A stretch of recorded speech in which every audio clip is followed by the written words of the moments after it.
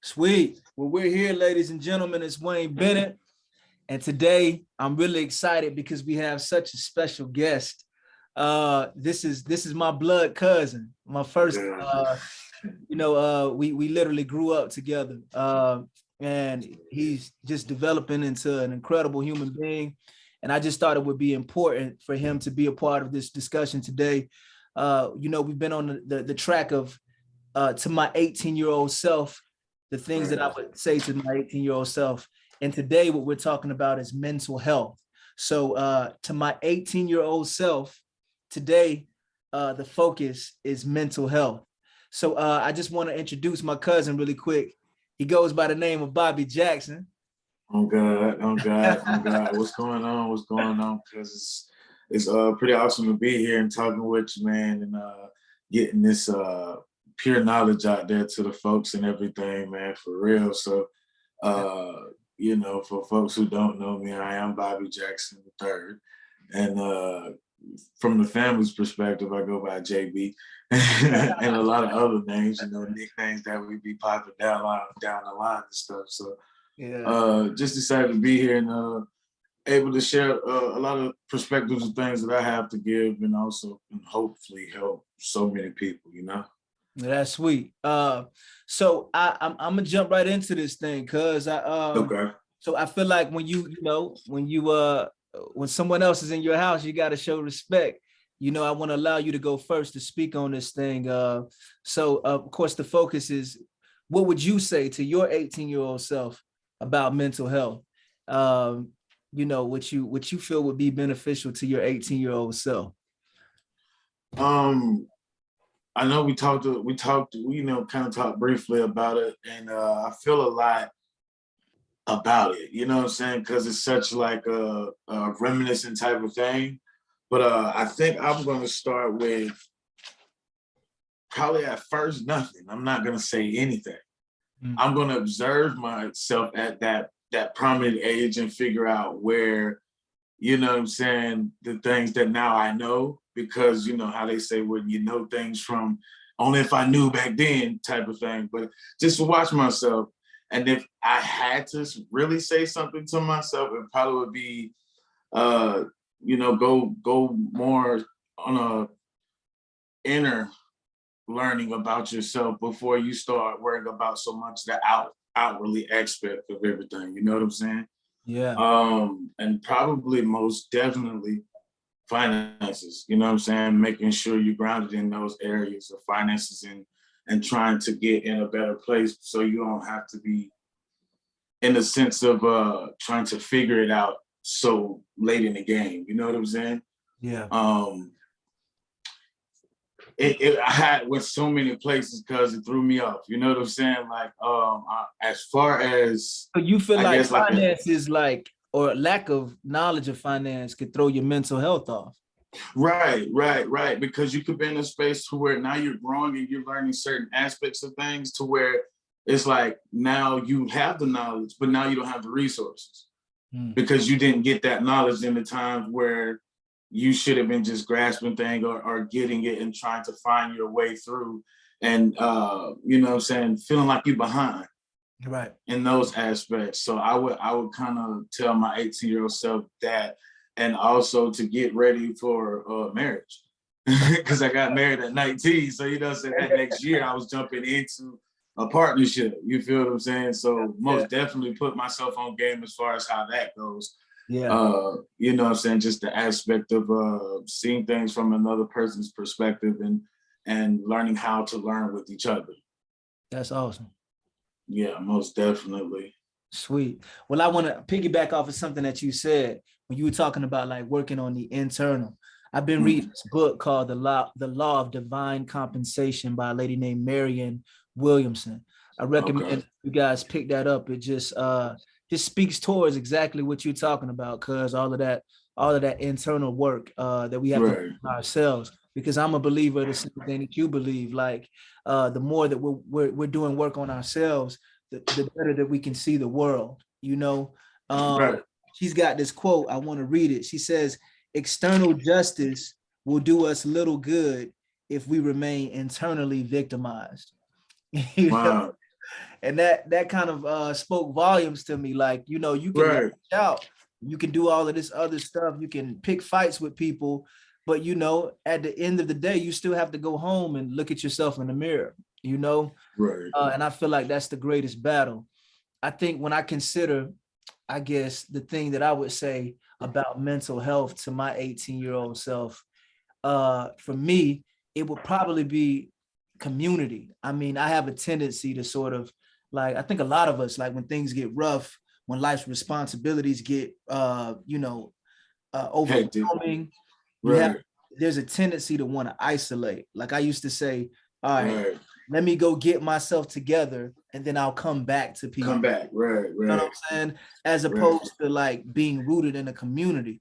You put the weakest guy a part of a strong team, he will eventually become strong because the community Exactly. vouches for him. The community itself has values and systems that are in place to build everyone up. So I think that's what I would say to myself is like, don't neglect community. You don't have the, you don't have the freedom to isolate. Go be a part of something and allow that to build you up as you're working through whatever you're working through, you know?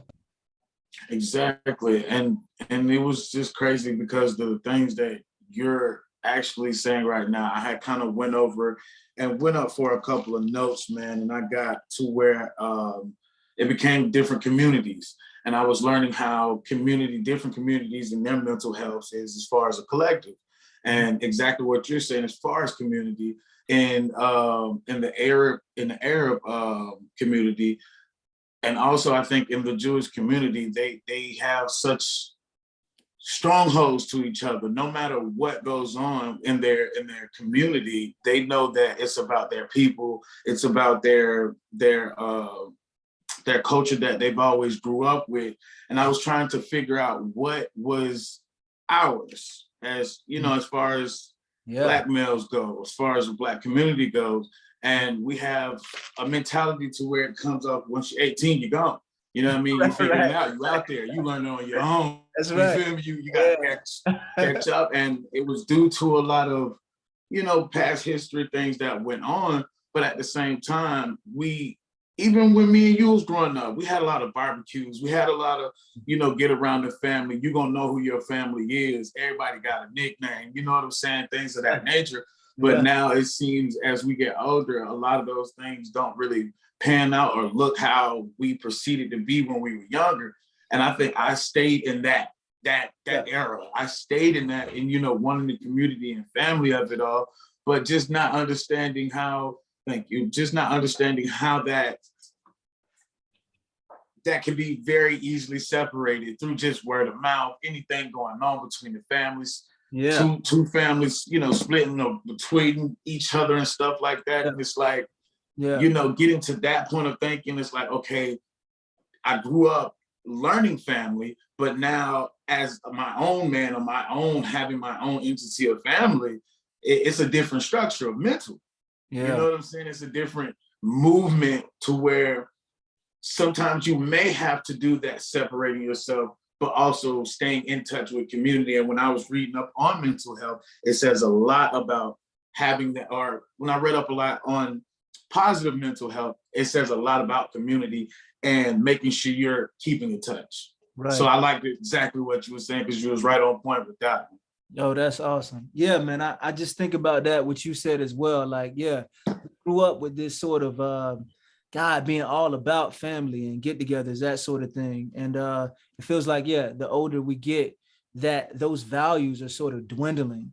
And I think the goal for me at least is how do we how do we give that sense of family and community to the next generation, but also how do we show its value as an adult as well, not just like you guys are going to be tight when you're little, you know what I mean, but Right. as you're growing in life, you're also growing together in in partnership and in relationship with the people that you love. All right, so here's the next thing that I thought I would say to my 18-year-old self about mental health is behaviors and habits, because Most right, definitely. like making sure that your behaviors and your habits add up to where you say you want to go. You know what I'm saying? True. Like this True. idea, right? True. What you're True. doing. Can you expound on that just a tad? Because I feel like I see what you're going with it, but it's beautiful. Just a little bit of what you mean, like, okay, you know so what I'm saying? How you feeling? How you feeling? all right, so what I mean is, like, you know, we all have these dreams, we all have these pursuits, we all have these passions, these things that we're pursuing, right? And that we're after. But a lot of times our behaviors don't say that we're going to end up in that with that result. Like what we're doing on a daily should add up to where we say we want to end up. You know what I'm saying? Okay. And that's what I'm saying is when I look at my 18-year-old self, I would ask, hey, is this behavior, are these habits consistent with where you say you want to end up? You know what I mean? Right. If you say Right. you Right. 25 pounds, are you beating the pavement getting these runs in? Right. Are you concerned with nutrition? If you say that you want a family, or you're thinking about, you know, a wife, that sort of thing, are you smashing every girl you see? Or are you thinking about the qualities of having something good and Right. consistent? You know what I That's mean? true. It's like that's what I think about is like, uh yeah, like make sure that your habits and your behaviors are consistent with where you want to be. I think there's this idea too, cuz that when I was 18, it was like depression. Man, them people tripping, man. Don't nobody get depression. You The know? nigga black. I'm just living. You know what I'm saying? I'm just black. I'm just living out here breathing. No, it ain't that deep. Like chill. Right. Like You know, it's until you like get older. that's what I'm saying, cuz like Yeah. depression felt so distant, you know, like, and you Right. start dealing with real life circumstances and, you know, people Right. passing, money. I mean, so And much. COVID. I think COVID did a lot of sitting people down. You know what I mean? It causes you to think about your home front. If you Yeah. feeling like, you know what I mean, you already don't like it, and you use a lot of your time to go out in the world to work or get some outsourced stuff instead of dealing with your home front. When Right. COVID hit, you was like, boy, What I yeah. can't deal with none of this because you did so much running out in the streets, chasing money, chasing all these other things, Yeah. which ain't nothing wrong with it because you got to do what you got to do. But at Yeah. the same time, you know what I'm saying? You didn't have a balance where home was now ineffective, and now you have to sit home and see these people that you got to deal with on the daily. And it's like it was to me either a make it or break thing. You know Yeah. what I mean? It was gonna make your relationship or whatever you had at home or break it. You know what I'm saying? And I felt like that really sat people down to where they had to see those things versus you just getting up and doing and going and moving all the time. You know Yeah. what I mean? And That's even real. your own mental health, like you had to really check yourself on a lot of issues. So it was like, Because like yeah, there's, you know, like solitary confinement is a punishment for a reason. You exactly, know, exactly, people have to exactly. live with their thoughts and sit there with their thoughts. You know, like Right. I think it's very telling about how healthy your thoughts are with yourself. Like how people say the greatest conversation that you have is the conversation that you're having with yourself. You know, like Exactly. so. Yeah, And it man. took me a while to understand that. I'm sorry, cuz not to cut you off. Nah, I wanted to jump in and say that what I was saying is that, yeah, when we were younger, depression felt so distant. But when you start dealing with life's circumstances, you realize how real it is and how it can consume you if you don't find some personal balance. You know what I mean?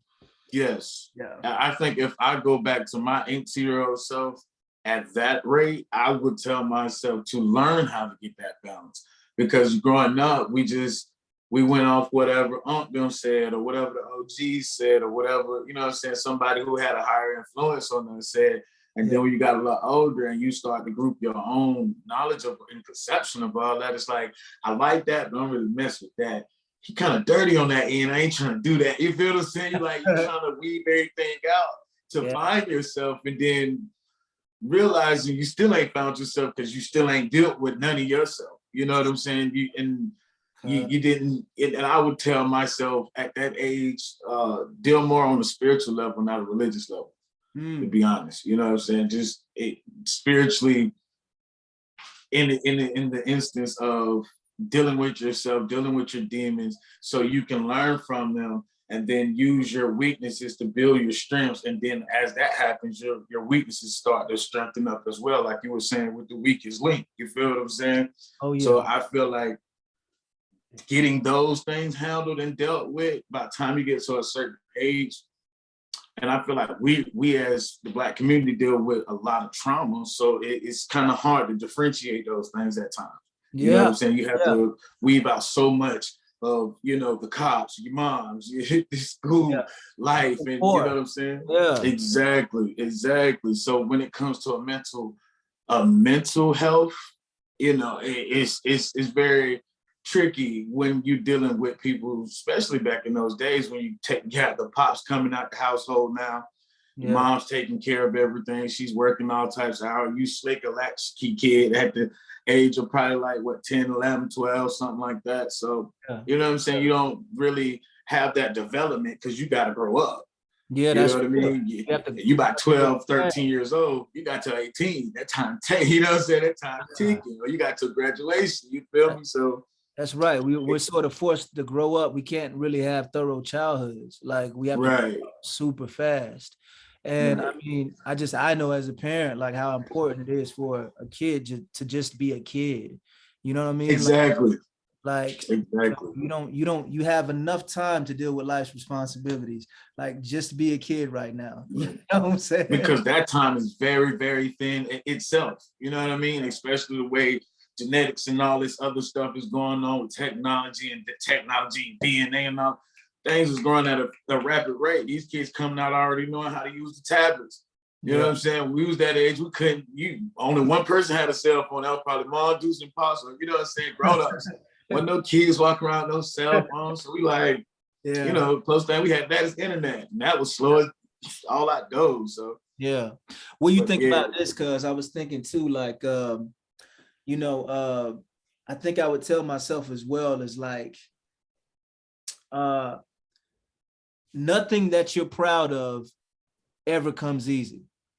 You know what I'm saying? Yeah, most definitely. It's like all of the things that we're really proud of have come by way of some discomfort or uncomfortability. And trial, it's failure. You know? Yeah, man. Like when you think about graduating high school or graduating college, like it means that much because you've gone 4 years of dedicated work. You know, even a marriage. I mean, you've been married, what, 10 years now? Yeah, I'll be 13 this year. Wow, I'm slacking. Yeah. No, you're good. You're good. You're good. Yeah, 13, But 13 this year. Even that, it's like it's I'm sure it's something you're so proud of because it's like so much been put into it, you know, like it hasn't come easy at all, you know? Yeah, the growth out of it alone, I think for anybody anything that's worth it ain't gonna come easy. You know what I'm saying? If you've seen, and the crazy thing about it, your mental health deems what's worth it to you. Yeah. You feel what I'm saying? So somebody could be like, I just want to get to work every day and be on time. If that's what's worth it to you, some other people might not give a shit, but that's what's worth it for you and you're proud of it. That's what make the whole deal, you feel me? That's what make the meaning of that. And I guess as a kid, you know, we already grew up with these imaginations, so we can do whatever. You can do whatever you want, just that and the third. But I think a lot of the times with a lot of the Black or brown community, that gets cut very quickly versus, and not to be so biased on it, but you know, it seems that Caucasian people have so much freedom in them. And I've just watched them sometimes and see the freedom that they have. Not saying that they aren't human or perfect or anything like that. It's just a certain level of freedom that they have that I feel like gets cuts off when it comes to Black or brown communities, which affects the mental so deep. And it's this Dr. Umar, great author. He's trying to do an all Black boys school to kind of like retrain the disciplines of kind of where we came from, but adding the new in it as well. Yeah. And they're doing a whole lot of work as far as the Black community and kids and things of that nature, which is pretty cool because he's trying to reshape their brains and their mental, and how we think about those things. Right. That's awesome, cuz. And I mean, I think to your point, what you're driving is you started off by saying, you know, at 18, moms is like, hey, get out, you know? And I just think, man, that's such a, and when we. Not to say that she was pushing me out, you know what I'm saying? But I think most fears. I'm saying most parents. Right. Yeah. And you don't want your kid to just be in the house. You know what I'm saying? So I think most fear for parents, when I got older and started to realize and start to see different perspectives of parents and parents that wasn't there, parents that was in the house, but they wasn't really doing shit with the kids type thing. You know, it's different types, different levels. But, you know, I think most of it is just trying to make sure that your kid just don't be stuck in the house, because you ain't gonna push your kid out. You ain't gonna not care about them. You ain't gonna not do for them. But at the same time, you have to have that balance. Like, hey, you're your own man and you're your own woman now. You need to go ahead and explore the world and get your own perspectives and get your own knowledge and what's valuable, mental, you know what I mean, to you. You feel what I'm saying? And I feel like that's the fear, but in our community, it's more or less aggressive than guiding. You know what I'm saying? That's exactly what I'm saying. It's like the way that we go about it. When I look at my white counterparts, you know, they never feel at 18 that they're being pushed out of the house.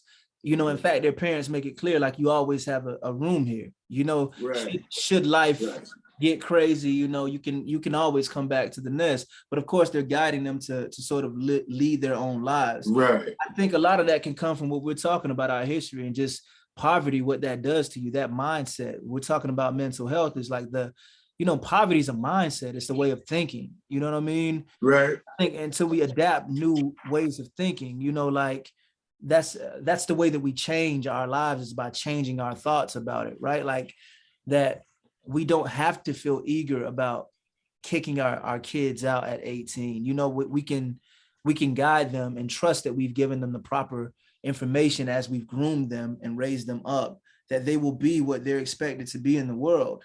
You know, like I think sometimes that harsh get out here and figure it out on your own is it's a slave mentality. Yeah. In my opinion, and that not to be rude or say parents just beat your kids or whatever the case may be, but it's just even that mentality is like that will disconnect or have any child have a form of what do we call it, cognitive dissonance. Yeah. And that's basically just taking one instance of things and then putting your own perspective of it with the meaning being something totally different. You know what I'm saying? So now you're just in this time loop of thinking. And I did a couple of researches, 3 top things that can cause poor mental health. Okay. Childhood abuse, trauma, neglect, social ability, the lack of social ability, which you said as far as the community and putting it together, and loneliness. You know what I'm saying? When you're in that space alone, I'm an introvert at heart. I've learned that growing up, but I've learned to also be an extrovert because I had that community and that, you know, growing up around so many people, which I'm glad and grateful for. Thank y'all. You know what I'm saying? Because I wouldn't even know who I was without those entities of things. You feel what I'm saying? I would have always felt like I'm just alone. You know what I'm saying? But the fact that I did have family, and I always grew up around a couple guys that was older than me or cousins that were older than me and still treated me like family, treated me like I was kind of their age, even though I wasn't, type shit, you know what I mean? But yeah, you know, now that I'm older, it's like, I don't mind being alone. I don't mind chilling with myself. I don't mind, you know, hitting the dolo, tipping the drink, meditate my mind off, you know what I'm saying? Where it ain't no much, and now all I want is that. And I have to balance that out. Now come on, they be looking at me like, hey, you know, love me no more. like nah, it ain't like that. I'm learning how to love myself, like really, truly within that, what that means. And that goes along with positive mental health. You know what I mean? Yeah. And what are some of the things that you feel contribute to a positive mind, to maintaining a healthy I actually got those notes too, because I'm telling you, because when we were discussing on talking about this, I was just so elated, like, oh my God, like I actually get to do what I like to do, which is look stuff up, you know, get a little research on what I'm saying and have my own input with it. You feel what I'm saying? So absolutely. 3 of the best, what they really gave me like the list is keeping active, eating well, staying in touch, which once again, back to that community aspect that you keep giving. You know what I'm saying? It's hitting on so much of a stronghold because you have to have that in touch community. Yeah. Asking for help and do something that you're good at, and positive affirmations. Ooh, You know But that? that goes along with what you said, the exercise, and you want to get that body. Right. You've been out on that treadmill, you've been on these streets running, getting your jogging, you done be getting up, getting you push up, you know what I'm saying, swole, yeah. You know what I'm saying, you getting up doing what you need to do. But it goes along and just having some what does it say? Eating healthy. Eating healthy most of you know, I gotta stop you right here because we gotta hit this because this is you just said something so important. Asking for help. That's a struggle within a struggle. Oh my God. That's a struggle within a struggle. I mean, just I'm in the Black community, not even exclusively the Black community, but just as men, you know, sort of groomed with this pride. There's this tendency of like the ego comes alive and you don't want to ask for help. Like if right. Like I don't know about money, I'm gonna have to figure it out, but I'm unwilling to ask, or I don't, you know, like I don't feel comfortable enough. Yeah, or maybe I don't know if I can trust individuals around me to give me thorough information. You know what I mean? Right. I think that's so key, man, because I'll be honest. I was in therapy probably a year ago, man. I was in therapy for like about another thing Black people don't do. Exactly. But I felt like it was important because I started hitting some I was having to make major decisions that I was a little confused about. And right. I wanted to hear someone who had an objective opinion. And my therapist, right. He's here in New York City, but I was in Florida at the time. And he was an Indian man who did not come from a Christian worldview. So everything right. he told me was purely objective based on what he was hearing. And when I tell you that I grew exponentially, like just from hearing those objective thoughts, and really gave me like a way of assessing what I think versus what's the truth. Because a lot of times what we think and what the truth is something completely different. Yeah. And the better we can navigate that, I feel like the better we can lead more purposeful lives. But that asking, that portion though of asking for help, like because I asked for help, you know, I grew as a man. You know, I'm not gonna lie, I had a heavy addiction to porn. You know what I'm saying? And it was, as most men do. Right. But as most men do. Right, I reached a point where it was like, no, this is killing me. This is making me less of who I'm created to be. You know right. what I'm saying? I had to reach out to one of my my homies at church and say, hey man, I need help, bro. Like this has been tough for me. I need help. And when I tell you he wrapped his arms around me, he walked me through the process.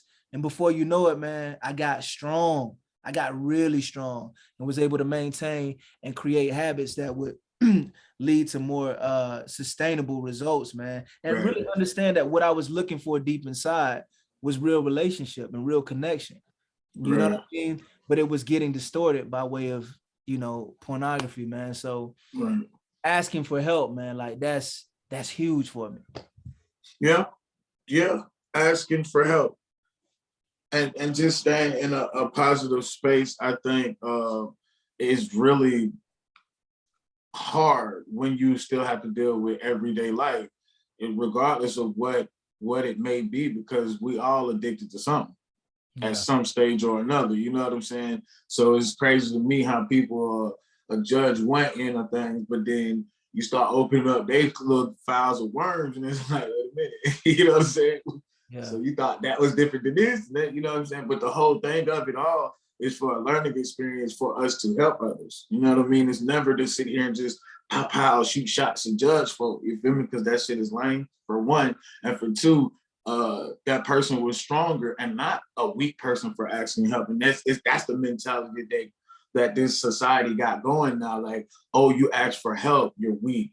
You know what I mean? Everything that you kind of can look at now to where they say is weak, you can like, when you're an adult, you have adult aspects to things. Like, no, that's actually me being strong, because I could be out here robbing you or doing something stupid, you know what I mean, or causing harm to your family. You feel what I'm saying? Because of that mental state, because of that exact mental state that you're now judging me on, I could be doing something else worse, but I'm not, and I'm using it to try to challenge it or channel that energy somewhere. You feel what I'm saying? And when people get to doing all that finger pointing and stuff like that, that's when it's like, all right, cool. And that will cause anybody to, you know what I'm saying, steady themselves and not want to be around folks. Cause I've been in that situation. Like, I'm cool. I just block myself out from everything I need. All I got in the house is what I need. I'm good. You know what I'm saying? I don't need nobody else. But as I'm getting older and dealing with a lot of that mental stuff, I do need my community, but it's about finding quality people. That's right. That's right. Quality people, you know what I'm saying? Because when I was younger, I was giving all my energy out to anybody who was fucking with me, thinking that was the way. You know what I'm saying? Oh, they fuck with me back. I fuck with you, but not thinking people don't fuck with you or mess with you how you may mess with them. You know what I'm saying? That energy that you may give, you might be exuding too much to where they might just be giving trinkets. You know what I'm saying? And you like, what's up? And they're like, what's up? We've been doing this. What's the problem? Like, you like, but I thought, and you know what I'm saying, you never had that communication because you were just so willing to get your energy out. Yeah, yeah. And that's true. We have to protect it. It's not for everyone, you know, like that's a part of maintaining good health, I think, is understanding things that are for you and not for you. My last thing that I said that I would say to my 18-year-old self is the awareness of the things that you're listening to and that you're watching. That kind of fun, like, you know, goes down the line of what I was talking about with the porn thing, but more on another note, just like even music, the things that we're hearing, you know, like, you know, I'm hip hop head, man. I love rap, you know, but I grew up believing it. You know what I'm saying? Yeah.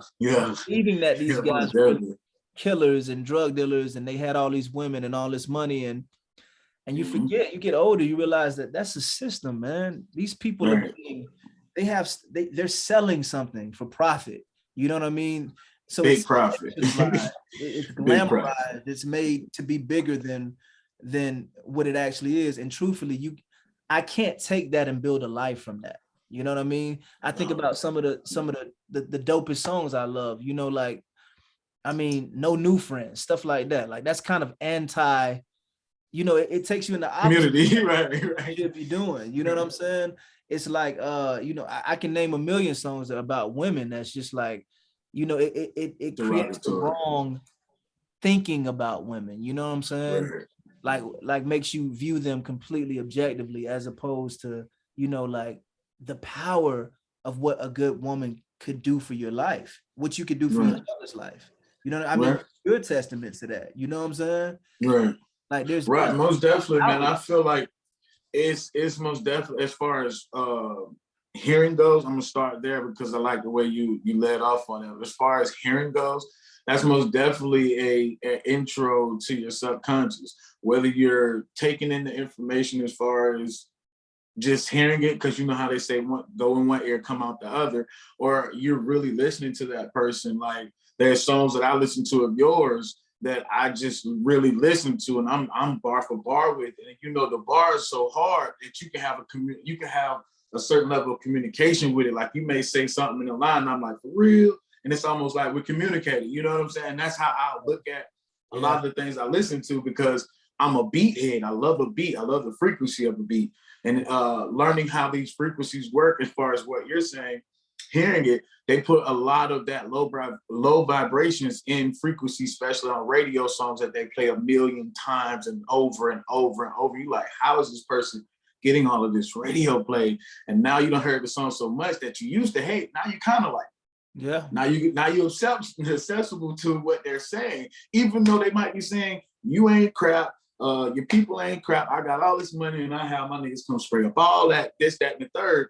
You're now listening to and repeating what he's saying because I went off the beat, and I know other people may like lyricism, so they going off the words and they just going in, not realizing that all of that is put together so you can be accessible to hearing it. Now your guard is down. You just letting anything come in. And what 99% of the time, we listen to rap all day long. And that's nothing wrong with that. But if you just doing that all day long, ain't no telling, or ain't no telling why these kids out here want to be gangsters all day.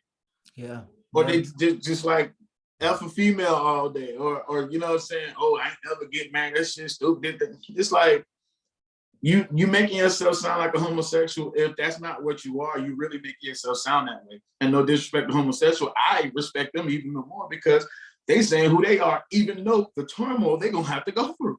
Yeah. But these guys out here so hard for gang banging on breakfast and all that. Come on, man.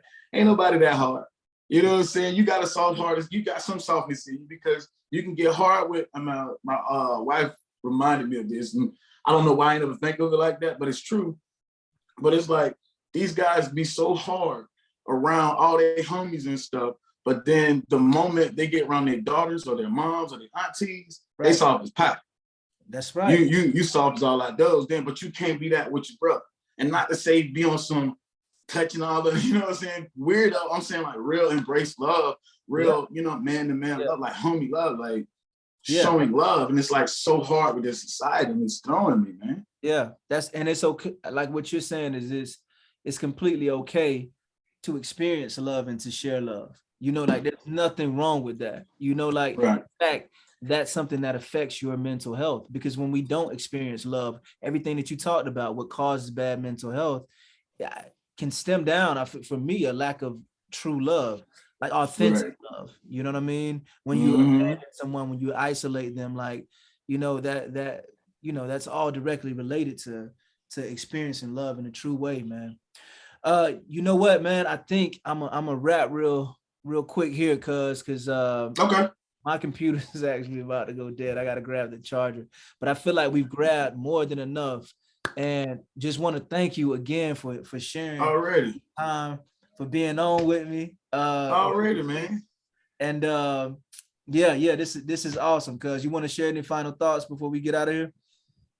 Oh man, just when it comes to your mental health, man, just stay in high spirits. Try to find things that you're good at. Try to find things that you just try to find some different things to broaden your whole perspective of life. Like me, I'm just getting into this whole little telescoping thing. So, you know, I'm just trying to figure these other areas out, and that way it kind of causes me not to focus so deep on the crap that I know I could just focus on and being like, oh my God, no, you feel what I'm saying? I try to put my energy into something else. And sometimes it causes me to be a little bit everywhere, but I'm trying to learn that balance as well. So let's all go with the mental state. You know what I'm saying? Just stay up, man. Just stay up in high frequencies and try to do your best to keep moving regardless. Yeah. All right. Well, thank you guys so much. We're going to be back here same time next week. Yeah. See you guys soon. Well, you know.